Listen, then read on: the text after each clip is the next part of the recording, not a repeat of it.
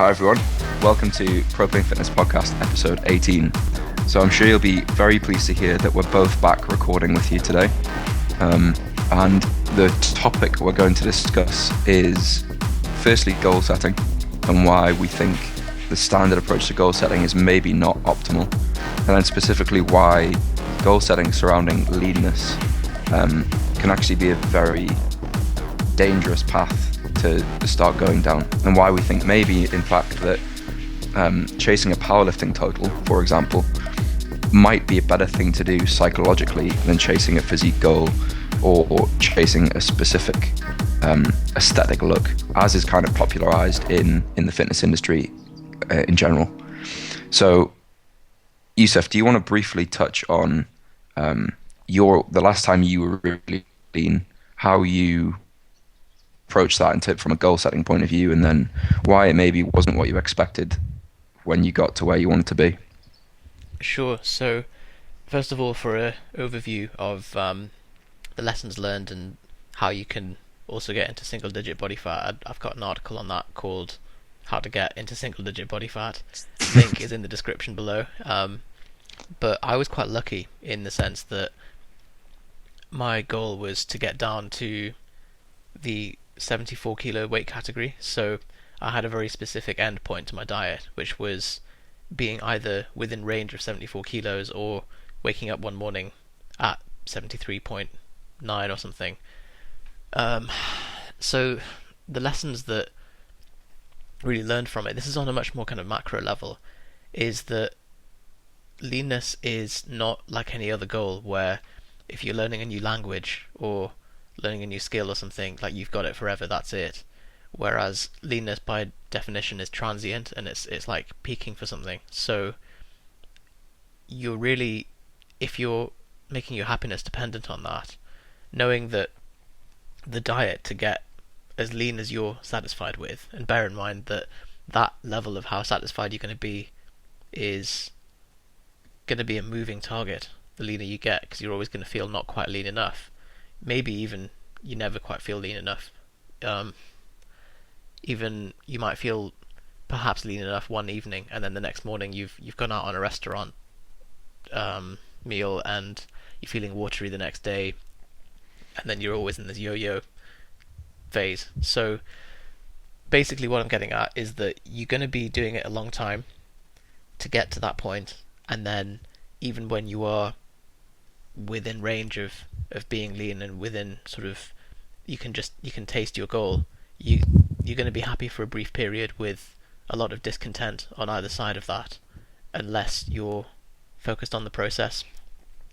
I was lucky in the sense that when I dropped down, it was like, okay, I'm 74 kilos, I'm going to compete at this weight and then decide whether it's sustainable for me. And the difficulty then was really, I'm feeling pretty crap all the time, so do I gain weight and move up a category, or do I try and like artificially stay lighter than I'm supposed to be to have a competitive advantage?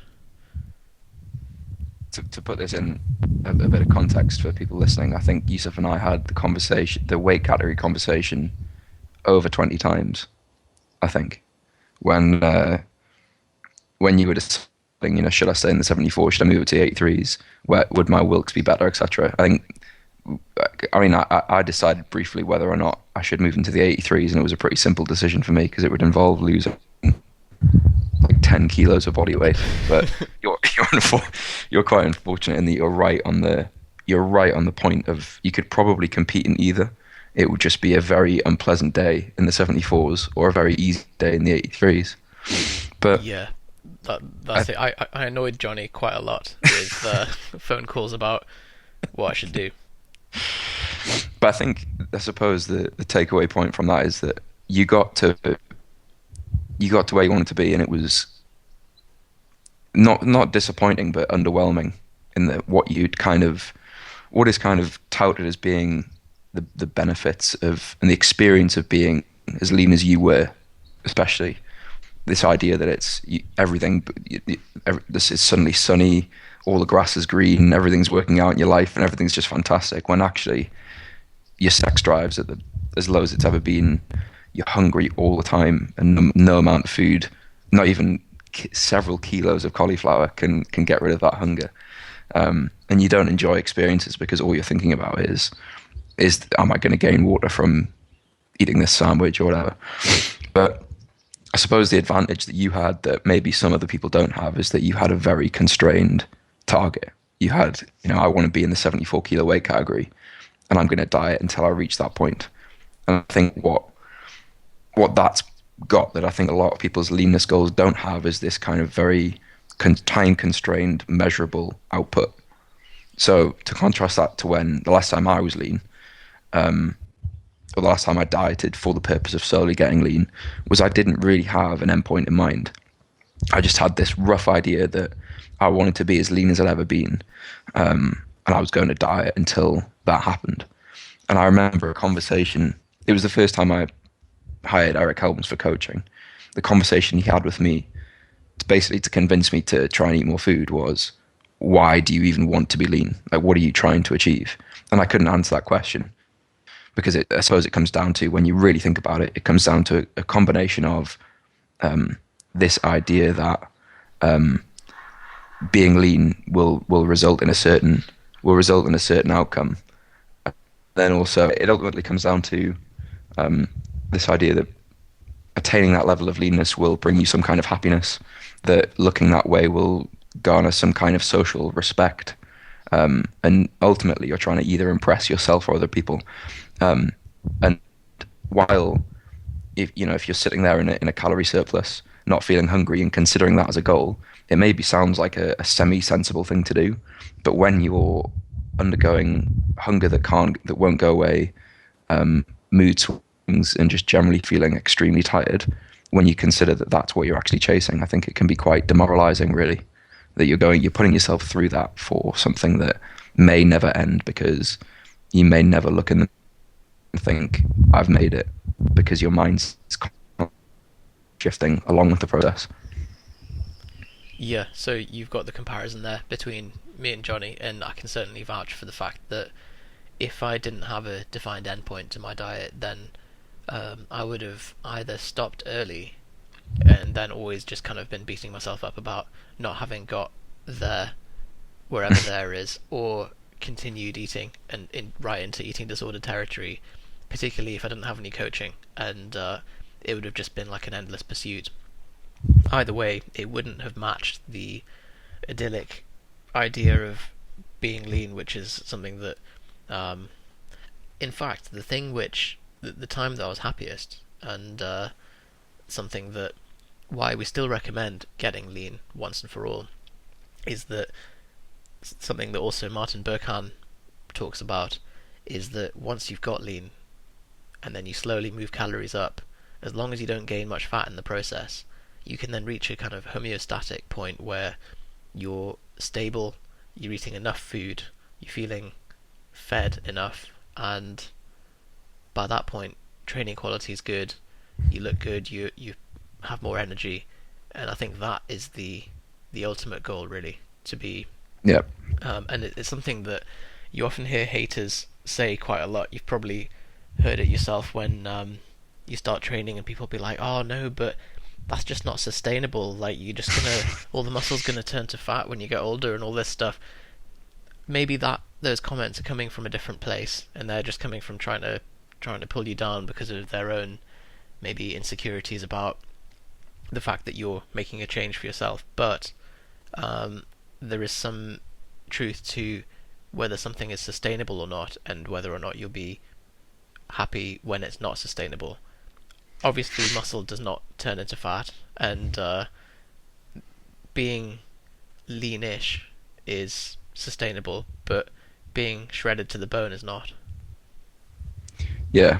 So the article that I wrote, the kind of the sister article to Yusuf's How to Get into Single Digit Body Fat, is the article I wrote on how to gain muscle while staying lean, and that describes basically after the conversation I just mentioned I had with Eric Helms. He put me on a reverse diet, which is a bit of a buzz phrase, but essentially he brought my calories up very slowly, and I eventually reached this like nirvana type state where I was eating 500 grams of carbs a day and was still abs lean. And it was a very much like a um, it was a very strange experience, but it felt fantastic because as Yusuf says, you reach this point where you think like this is really what you're trying to achieve. You know, feeling hungry is never fun. And yes, I wasn't quite as lean as I had been at the end of my diet, but I was lean enough to be content with how I looked, while also still pursuing performance goals and just being able to live a normal life without going Something to you a mentioned restaurant and in panicking. that article, you mentioned that you were you didn't feel as lean or lean enough compared to what you were, but nobody else noticed the difference, and it was just you that Hmm. was able to perceive the kind of difference between end of diet Johnny and post diet Yeah. Johnny. I think that's an important thing I, to I know. mean, this is getting a little bit off topic, but I think the whole if you really consider why you're trying to get leaner, um, I think either you're in Yusuf's situation and you are losing weight for some very specific reason. So you're an athlete or a powerlifter or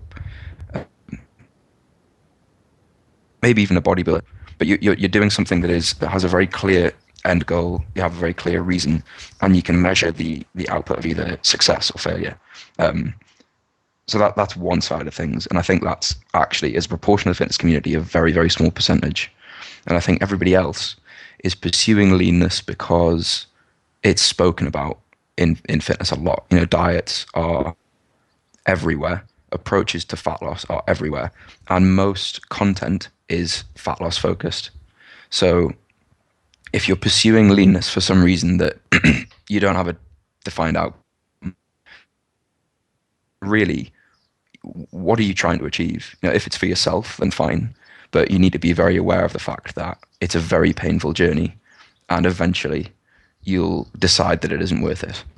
And if you're doing it for other people, then I think the realization that we both had when we went along that journey is that the impression that other people, well, firstly, other people don't care. And if they do care, I think you need to consider why you're associating with them. But for those that do care, it's a very binary opinion that they have of somebody that is either in shape or not in shape. And generally speaking, to be in shape for the current population average standards is very easy to achieve. And it certainly doesn't need like cyclical approaches to dieting where you have refeeds on a specified number of times per week and you're worrying about your carb timing. It's just superfluous really for what you're trying to achieve. So I guess what I'm saying is if you're really thinking about pursuing leanness, then I guess we're sharing our insight from the other side of it, which was that we did it, we spent ages doing it, and it wasn't as fulfilling as we thought it would be, because you get there and you just want to go further. You're never happy with the state that you're in.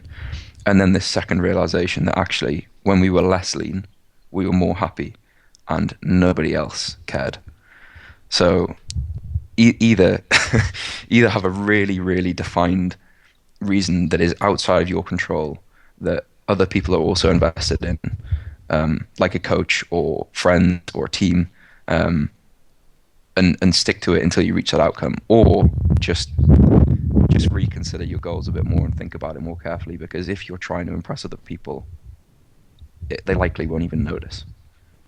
But yeah, rant over. So what we what we are going to discuss off the back of that is if, let's say,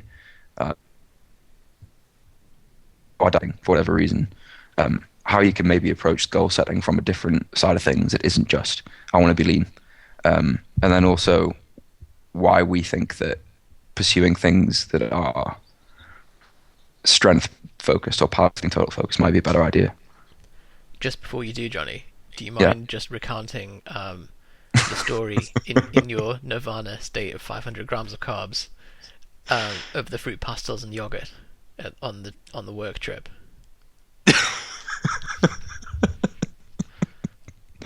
As in the Instagram post. Yeah. Yeah.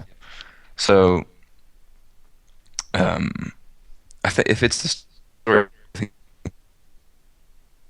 talking about, it's when I so I was on a trip away with work. We'd been out for dinner, and had quite a large meal. But the problems that you have when you're following kind of a like macros, I suppose, as many people know, is that you have this weird ratio of carbs to fat typically. So I think I had 70 grams of fat and 500 grams of carbs. So I'd hit my fat by like 1 p.m. Um, and the rest of the day was just me navigating what food I could have that didn't have fat, that didn't have any fat grams of fat in it. And I ended up eating um, to what people on Instagram looked like a small tub of yogurt with some jelly tots in it, when actually, actually it was a kilogram of yogurt, an entire bag, a share-sized bag of fruit pastels. And I thought it was worth sharing, but just because it was one of those moments where you kind of have you like step outside yourself and think, what am I doing? I thought it was worth sharing, but yeah, it was pretty funny that the concept of course he's not eating a kilogram of yogurt, like of course that must be a smaller container, was everybody's default assumption, but yeah, I think I remember describing in that article that you just feel like a juggernaut the whole time. So you just feel there's like this moment where you start adding more food and you still feel rubbish, you still feel tired, you still feel hungry, and then one day it's like somebody pulls the cord on a chainsaw, and you just the engines turn back on again, and you just feel fantastic. And I think like even if it just lasts a week, the entire your entire fitness journey is worth that period of time when you're still lean enough to think that you've like achieved your goal, um, even though that's kind of contradicting everything we've just said. But and you're also not hungry, and if anything, struggling to eat as much food as you should be. Excellent. Love that. It's much better than your story of your trips down the cauliflower aisle in Tesco and Oh, yeah, that was. I think cauliflower's got a lot of emotional charge attached to it now. Like, whenever any of my clients bust out the cauliflower, you know that it's getting serious. they need a break, don't they? Yeah. When things like that are happening. Oh, hey Yusuf, just had some cauliflower rice today. Like, oh no. Oh Okay. god.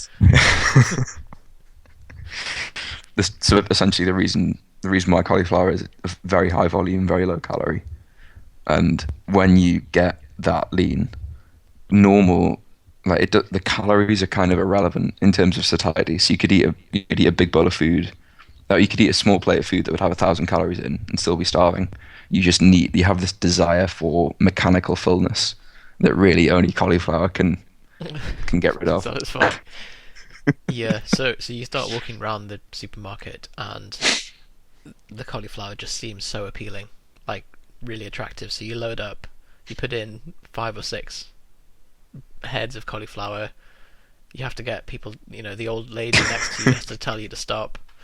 It's a problem.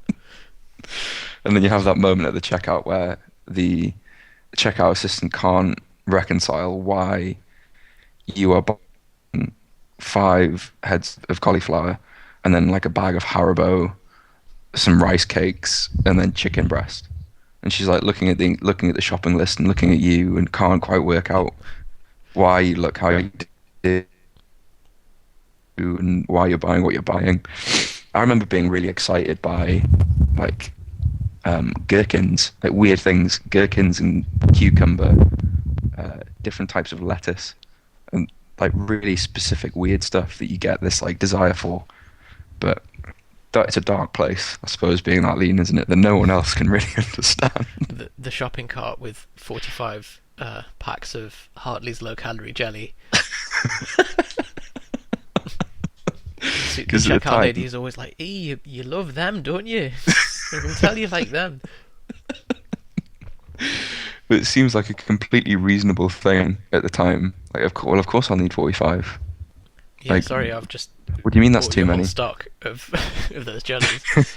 Excuse me, do you have any more of these Hartley's jellies? I know my trolley's full, but No, just the 300, I'm afraid. Right, okay. So chasing leanness is a bit of a false idea, we think. But we're just what we wanted to touch on is how you can make things a bit easier for yourself in any kind of area of goal setting, and that is focusing on the standard idea of like focusing on a process rather than output. And that's really kind of a thinking problem, I think. If you focus on a goal that is far away in the future, firstly, you feel some kind of emotional distance from it. So any decision you make on a daily basis, it's quite easy to forget about the goal in the long term because the idea of deviating from your diet may yield greater pleasure in the short term than you think the goal will give you in the long term. So you end up just kind of yo-yoing around and not really achieving anything.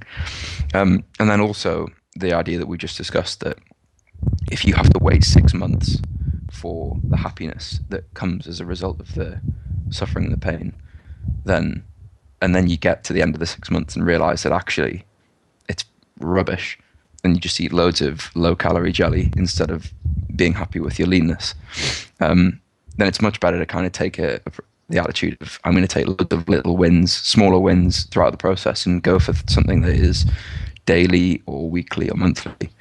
So something that I switched to towards the very end of my diet that made it a bit more sustainable and a bit easier psychologically, and then something that I do even now to this day, but kind of for different reasons, is this idea that the Martin Berkhan approach of checkpoints.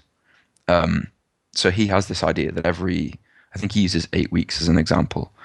You measure you take an account of your average body weight over the 8 week period, and then you would measure your lifts on. So I think he uses deadlift, chin up, vertical press, or maybe bench press and squat, just for a max rep set, and he just focuses on those things and measures his progress in accordance to that. So the time frame is never more than 8 weeks, and I think I actually used 4 weeks. So I was literally going, focusing my training, planning out my training for 4 weeks, planning out my diet for 4 weeks, and then at the end of every 4 week period, seeing how it was going. And it meant that I never really thought about a time frame longer than that, and it kind of kept me sane. I think, if I remember rightly, Yusuf, you did something very similar. Yeah, well, it's there's an article from Bojan Kostevsky, who I think he's friends with Berkhan, similar kind of approach, and he again talks about having this process focus rather than the outcome of the goal, and he talks about splitting a larger 1 year kind of abstract esoteric goal into single week targets. So rather than saying I want to achieve this body composition in a year, you say I'm going to eat 200 grams of protein every day for this week, and then once you've ticked that off, that's the goal complete, and then next week becomes a fresh start. So then you have kind of rolling 1 week goals that, if you were to complete them in the long term, the larger macro scale goal kind of falls into your lap rather than trying to chase it. So another example would be if you want bigger calves. He says, let's say my goal this week is to train my calves 3 times with 3 sets each or something, and then you just complete that goal as the weeks go on and enjoy the process, and then before you know it, it's a year later, you've got bigger calves, you don't know how you got there, and once every so often, maybe at the checkpoints, you can reevaluate and decide what you want the course of your ship to move. Yeah, so I think that's a much better, psychologically, that's a much better place to be than having this vague idea of a goal and then having this vague feeling that you're not really getting there, but you're not really sure what to do about it. And certainly, obviously, that approach that Yusuf just described is even more micro focused than what I described of kind of the 4 weeks or the 8 week checkpoints. And it almost comes down to a daily habits type approach rather than what can you do over a day that will lead you in the right direction, and then just ticking those boxes and forgetting about everything else.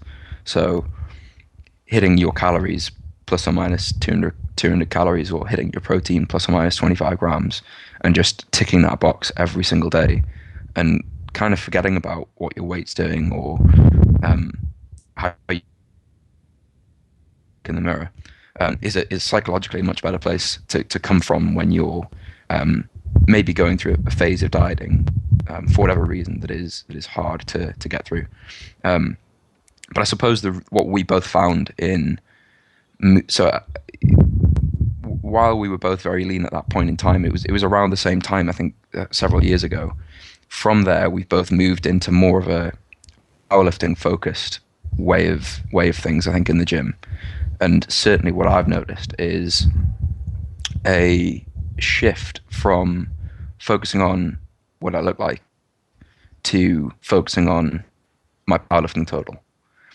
And while I know a lot of you listening to this maybe don't consider powerlifting as something you want to get into, I think by focusing on your competitiveness as a powerlifter, you intrinsically manage your body composition within a certain weight category, and then how strong you are relative to your body weight. And I think there is no better way to measure how you will look now versus how you look in the future than if you say, if I am the same weight but stronger, you will always either look the same but feel better, or look better than you currently are. And it's a way of removing the focus from yourself in the mirror to something that is very measurable and tangible. If your deadlift goes from 200 kilos to 240 kilos, you are going to have a better body composition, assuming your weight stays roughly the same. Yeah, I haven't really got anything to add to that. Well, yeah. I think that's really what we wanted to say, wasn't it? It was just, we wanted to share that. Try to move away from this goal of leanness, because I think we both see it discussed a lot and get a little bit frustrated at it's just chasing this thing that will never actually bring you the happiness that you think it will. And consider moving towards either a daily goal that is habit focused, or have checkpoints in place. And obviously that is something that Yusuf and I both get from having a coaching relationship, and that we get a weekly check-in. So that is kind of we just focus on making the week as good as we can. We focus on getting the training in, hitting our macros, and then at the end of the week, we kind of wipe the slate clean, send an email to Eric Helms, and he either goes, you're a mess, pull yourself together. Generally speaking, he helps you guide your decisions going forward, and gives you a bit of a kick up the bum if you need it. But yeah, that's one way of managing it. And then the other way is just reframing your decisions to, maybe if I pursued a powerlifting total and kept my weight the same, or it doesn't have to be a powerlifting total, it can just be strength goals, then maybe that might make me happier right now rather than just happier in 6 months' time. So I think that's everything we've got from this episode. And we look forward to hearing your feedback, and we will speak to you next week.